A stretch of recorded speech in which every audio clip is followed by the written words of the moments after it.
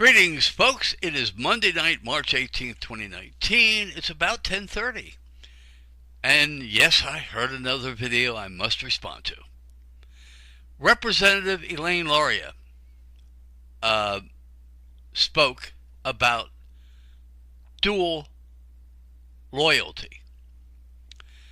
And I converted it to an MP3. I will give you the link to the video. And but I want you to hear what she has to say. From Virginia, Ms. Luria. Thank you, Mr. Speaker. I'm a Jewish American woman who served for 20 years in uniform and continue to serve in the United States Congress. At the age of 17, when I entered the United States Naval Academy, I first took the oath to support and defend the Constitution against all enemies, foreign and domestic. I subsequently repeated that oath 6 times at every promotion in rank, and most recently when I had the honor to become a member of Congress. Is that not enough to prove my loyalty to our nation? I deployed 6 times, serving in 6 ships in the Middle East and Western Pacific, working under challenging conditions while operating complex weapon systems, overseeing nuclear reactors, driving ships, and ultimately commanding a combat-ready unit of 400 sailors. Is that not enough to prove my loyalty to our nation? In the first 3 years my husband and I were married, we spent almost 2 years apart so that we could both serve at sea and deploy 3 times.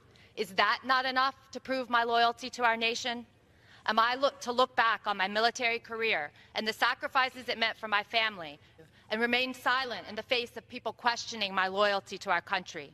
I believe that I speak clearly for all fellow Jewish veterans that this echoes of language that has been used to marginalize and persecute the Jewish people for centuries. The recent accusations of dual loyalty call into question the equal footing of Jewish members in elected office and, by extension, all Jews living in America. I'm proud to vote on this resolution in condemnation of this rhetoric. I yield my time. The simple answer to what you asked: have you proven your loyalty? No, you have not. Of all the things that you said about being separated from your husband, taking the oath of office 7 times, you've taken the oath of office, but have you kept your oath of office? This resolution that was being debated and eventually passed curtails freedom of speech for some. Do you understand that? You call it anti-Semitic speech or anti-Semitic rhetoric, but either way, it's freedom of speech. The First Amendment means nothing to you, which tells me you are not keeping your oath of office. And how can you support Israel? I don't care if you are a Jew. There are Jews that do not support Israel. Israel murdered 34 people and tried to kill all the crew of the USS Liberty. Have you ever heard of that? They murdered Rachel Corrie.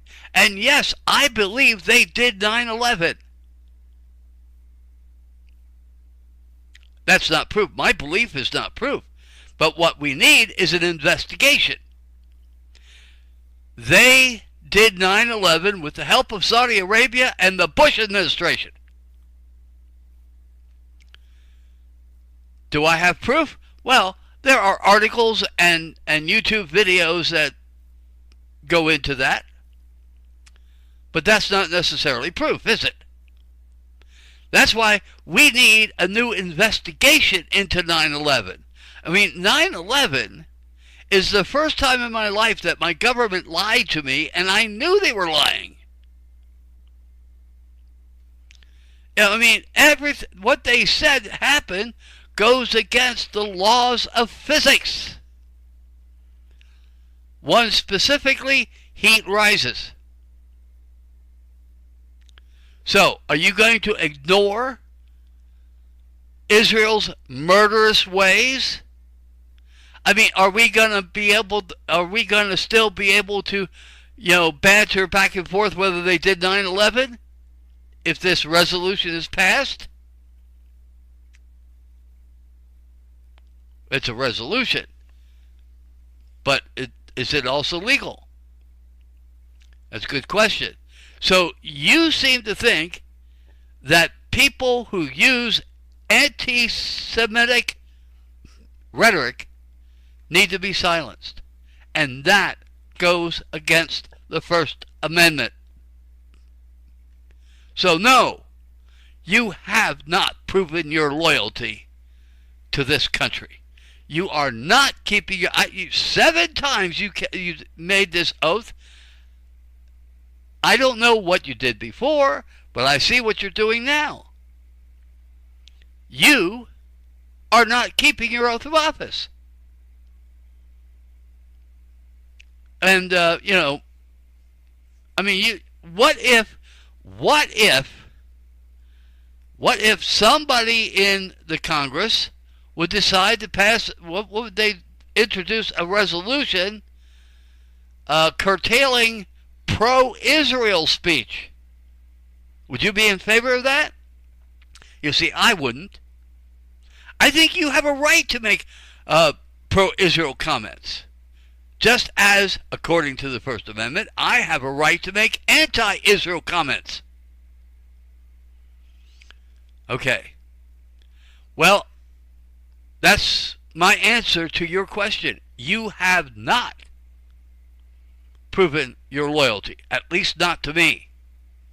Maybe to the bozos down in Congress you have, but not to me. All right. Well, folks, that's it for tonight. I hope that's it for tonight. Thank you for listening.